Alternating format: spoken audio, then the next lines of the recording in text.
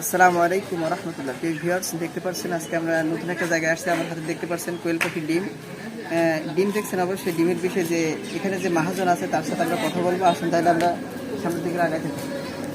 আসসালামু আলাইকুম।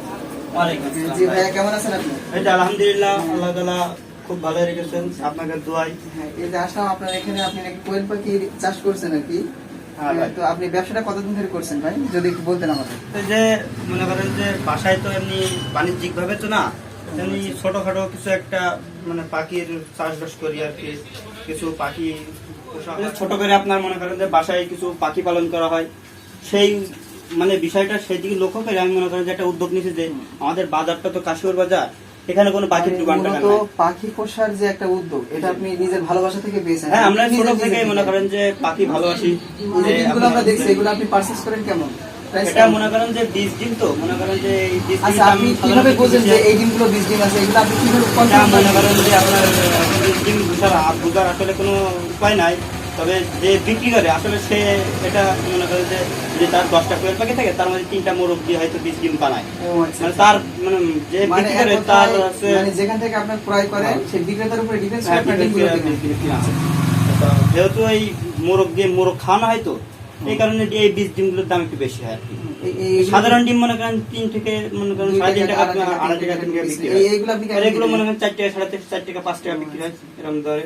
যেহেতু 20 ডিম, তো এখান থেকে মনে করেন যে বাচ্চাগুলো আপনি বের করেন আর কি, তারপরে মেশিং এর মাধ্যমে। তো এখানে আপনি যে বাচ্চাগুলো সেল করেন, এখানে আপনার বেনিফিট কেমন থাকে? আপনার অবশ্যই জিজ্ঞাসা করা ঠিক না, তারপর জিজ্ঞাসা করলাম আর কি। আপনার মনে করেন যে এখন এই যে বেনিফিটটার দিকে লক্ষ্য করা তো যায় না, কারণ ছোট মেশিন আমার যেহেতু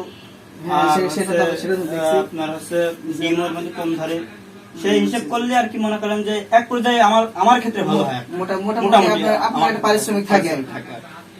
আলহামদুলিল্লাহ। এখন ব্যবসা আল্লাহ রাসূল ফরজ করেছেন। ব্যবসা আমি মনে করি যে চুল কাটার কাজও আমার কাছে ভালো, যদি কিনা সেটা সৎ পথে থেকে করা হয়। আলহামদুলিল্লাহ, আপনার ব্যবসা মোটামুটি চলছে নাকি? হ্যাঁ, ইনশাআল্লাহ চলছে। আপনি বাচ্চাগুলো এখন সেল করছেন কত করে পিস? যে কিছু 15 টাকা করে সেল করলাম, পিস পার পিসে 15 টাকা করে সেল করলাম। আচ্ছা, যে বাচ্চাগুলো আজকে উঠছে আর কি, এই বাচ্চাগুলো কি আজকে বিক্রি করবে না গতকাল বিক্রি করবে এমন কিছু? এটা মনে করেন যে আমাদের কিছু কাস্টমার আছে যারা কেউ কিছু এই সাদা পাখিগুলো খোঁজ করে, তারপরে আবার কিছু কালারিং পাখি নিতে চায়। আচ্ছা, পাখির ভিতরে কি আপনার মানে টাকা পয়সা বা দরদারের কোনো ডিফারেন্স আছে কিনা? যে সাদা পাখি আসলে মানুষ আছে চাহিদার উপরে নির্ভর করে। পাখি তো পাখি, বুঝছেন, সাদা কালোর মধ্যে আপনার কোনো এর মধ্যে ই নাই, পার্থক্য নাই। পার্থক্য নাই। বাচ্চাগুলো মনে করেন যে সব এক ধরনের।